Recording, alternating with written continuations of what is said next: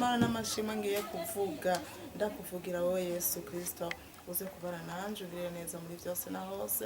ubuzima bwawe bwera. Amen. Hanyuma nagira ndakubaze rero ongera uvuga izina ryawe kugira ngo kandi ugereze gusora kaje kugira ngo abari kure n'abari hafi baze bumva ijwi ryawe. Ndakuvuga yuko izina ryawe mazina nitwa Mbonwa nayo Pelagia Imana yagiriye ubuntu. Imana ishimwe kagiriye ubu Imana ko yagiriye ubuntu Pelagia Mbonwa nayo dugira kwijambo kuntahe kuvy'Imana yagukoreye. Ndakuvuga yuko ivy'Imana yankoreye Imana yankoreye byinshi no kuri kuva mu buto bwanje Imana yagiye ibana nanje nagiye nca mu bikomeye nagiye nca mu bintu bitanyorohereza ariko Yesu yabaye hafi naragiye mbura abana ndabura abavyeyi Yesu abana nanje hariho umwana nabuze yari amaze imyaka 16 umwana afata gwaye hama rero Satani arantera umwana amaze kwitaba Imana haza umudayimoni nyamwihebuza nkaguma ndira misi yose saa sita z'ijoro zigeze haca haza ikintu kimvyura ati amasaha arakurenze ati vyukurire amasaha yo kurira amasaha yo kurira umudayimoni saa sita igeze naca mvyuka nkarira ukarira cyane abantu nkarira cyane nkaboroga nkarira gose nkarira nkaduzizwi hama isaha irenganye naca nongera nkasinzira ivyo bintu ndabibamo ivyo bintu hama ndateba ndegera umukozi w'Imana maze kumwegera ndamwiganira ivyambayeko hama arambwira ati nukuri uwo n'umudayimoni ahubwo n'umudayimoni umukozi w'Imana acaransengera amaze kunsengera ivyo bintu ntibyagarutse ubu ni sawa Imana ishimwe. No kuvuga yuko umunsi wa nyuma bigenda nagiye mbona rero umukozi w'Imana yampanuye yansengeye ndyamye saa sita z'ijoro ebaka ndumva ngo vyuka wongera urire reka ndabikora hanyuma maze kuryama nk'isaha 9 nza mbona indoto nza mbona umenga mwijuru haratamanzuce mbona hariyuguruye umuryango bwizuku nza mbona wa mwana nabura mugabo ndamubona aje yambaye ikoti yirabura imbere yambaye ikanzu yera ndavuga none gamana ibi bintu nibiki hamare kuva umunsi n'ukuri ibyo bintu byasubiriye sinsubiye kubibona ibyo ndabishimira Imana ko Imana yabinkoreye. Mbega ubuze ko haheze iminsi ingana imyaka ingahe ubu nibyo bintu haraciye nk'amayinga ashika nka 3 namubuze uwo mwana Imana ishimwe yarakoze gutabara yarakoze kugirira neza ubu rero amahoro mu mutima ndamahoro ndasubira ndategwa n'icago c'ingwara ndagwara nkaja imbere ya Yesu Yesu akantabara abakozi b'Imana bakansengera hama ndongera ndashikirwa n'icago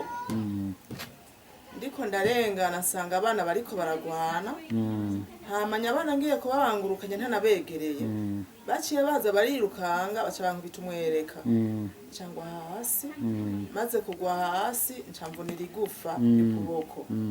ndashima Imana rero ko namaze amezi 8 igufa ryaratandukanye na rigenzi ryaryo atagufa riri kumwe n'irindi rifaswe n'umuci n'urukoba kandi nkashima Imana muri ayo mezi 8 igufa umusokoro utabotse Yesu gatoya wamaze amezi 8 igufa ryaratandukanye n'irindi nigitangaza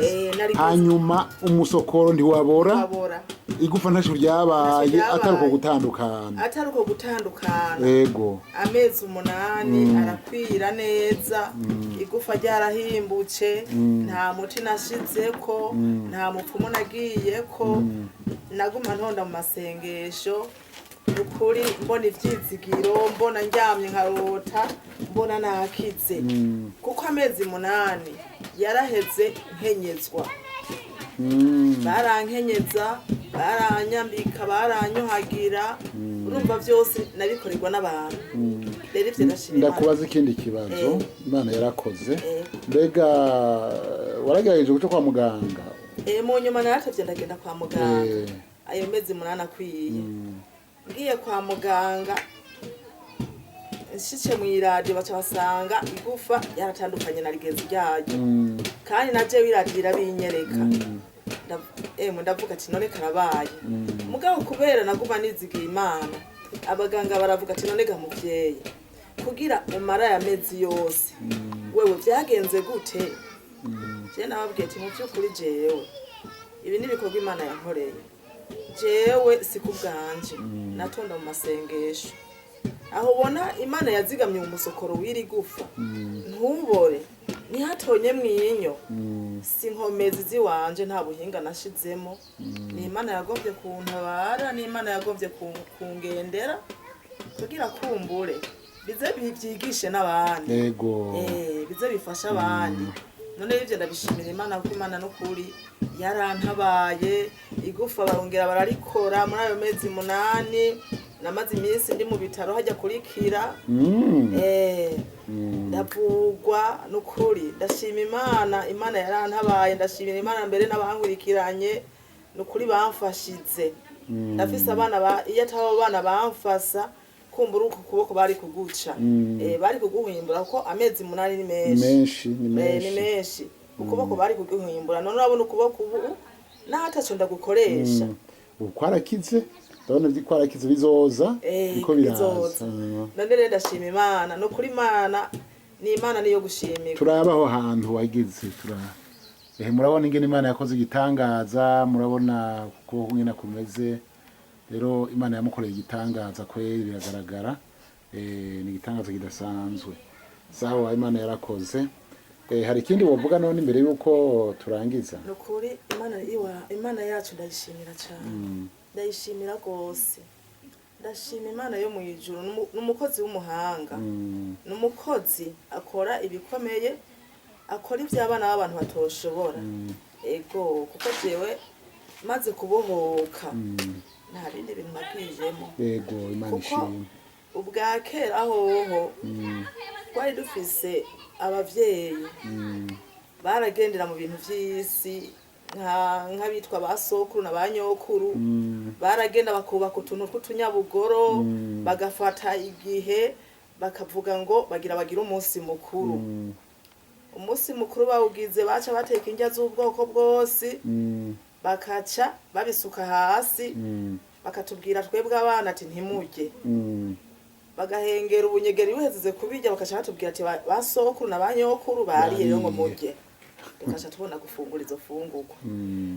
n'ukuri ndashima Imana yarambohoye cyane Imana yitwa Imana yarambohoye yarankoreye yarambereye Imana idasanzwe kuko ibi byago byose byagenda biranshikira maze kubohoka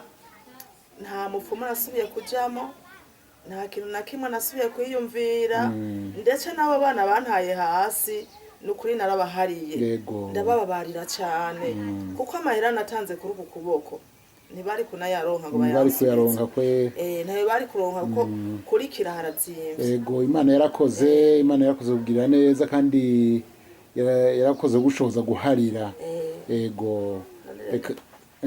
none ndashima Imana ko Imana yangiriye neza mu kibano n'amahoro mu nshuti n'amahoro nukuri ndavuga ati Imana yo mu ijuru ikindi kintu nsaba ndafise umwana uwo mwana yarazimiye azimiririye oye muri Sauza aramaze y'imyaka 10 hafi 4 uwo mwana amaze gushikayo yaragendeye mu bintu vy'isi urumva araja mu kaboregwe araja mu bintu by'ubusambanyi mu bintu vyinshi ntoshobora no gusigura ndasaba Imana yo mu ijuru zimungarukanire nanje uwo mwana wanje